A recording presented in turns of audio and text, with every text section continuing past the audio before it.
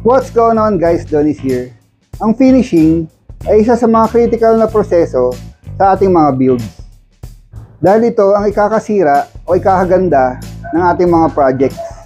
Kaya meron akong i-share sa inyo na isang technique na kahit baguhan kayo sa pag-varnish, ay magiging maganda at elegante ang inyong mga projects. So meron akong sample dito na mahogany hardwood. And yung unang ginawa ko dito is niliha ko muna ito ng 80 grit na sandpaper. And then, sinundan ko na ito ng 120 grit na sandpaper. After that, in-applyan ko na ito ng sanding sealer. And yung 120 na finish na yun, pag in-applyan mo ng sanding sealer, mag-aangatan na yung fiber nito ulit. Then gagaspang na naman siya. Kaya, lilahin ko ulit ito ng 120 grit na sandpaper. Then, a-applyan ko ulit ng sanding sealer. After that, medyo makinis na yon. Susundan ko na ito ng 240 grit na sandpaper. At dahil hindi pa ako nasiyahan, in-applyan ko ulit ito ng sanding sealer. Then, niliha ko ulit ng 240 grit na sandpaper. So, mas maganda kung meron kayong mga 320 grit pa, no? Yun na yung last na ipang-sasand nyo. Pero 240, okay na rin yun. And then after that, in-applyan ko na ito ng clear gloss lacquer finish.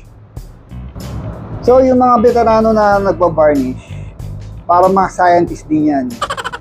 May kanya-kanyang formula yan sa pagtitimpla nila ng mga varnishes nila. Pero dito, yung ginawa ko, puro lang. Kaya pag hinagod mo to ng mga walang timpla-timpla, medyo mas malagkit at saka mas mabilis matuyo. Kaya may tendency talaga magkaroon ng mga brush marks. Pero actually, kung walang halo yung mga varnishes natin, mas matibay yun. So after ng first coat, ganyan na yung naging itsura niya. Then, in-applyan ko to ng second hanggang third coat. So kung makikita nyo ngayon, meron pa rin siyang mga brush mark. Siyempre para sa atin, medyo hindi acceptable to. Dahil pag hinawakan mo pa to, mapipil mo pa yung mga brush marks niya. So, ito yung pinagbabawal na technique na i-share ko sa inyo. Ang una natin kailangan is 4 zeros na steel wool pads.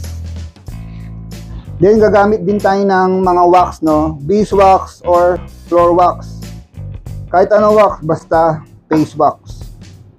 So, itong floor wax lang gagamitin natin. So, ito na yung wax, then yung steel wool. Pwede nyo namang direkta yung wax dito sa steel wool or pwede nyo ipahid yung wax dito sa project nyo.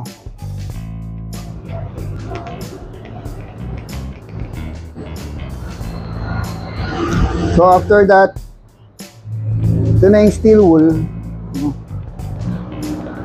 Kukuskusin lang natin with the grain. So ganyan, no? Kuskusin nyo lang ng kuskusin hanggang sa matanggal yung mga brush marks nya.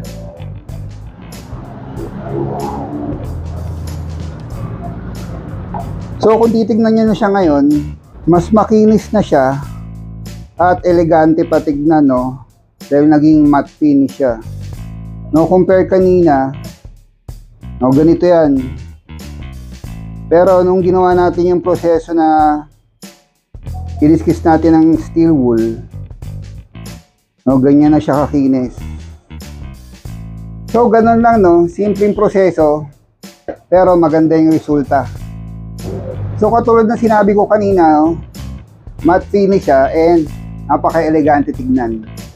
Pero syempre depende naman sa project niya, no. Kung gusto niyo makintab, ito naman kabilang side, gagawin nating mirror finish ang dating. Pero syempre sa susunod na yun kasi kailangan pang bumili ng mga materyales para pakintabin ito.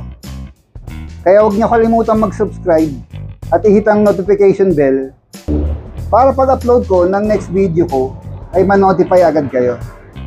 Again, thanks for watching. Keep safe and see you on the next one.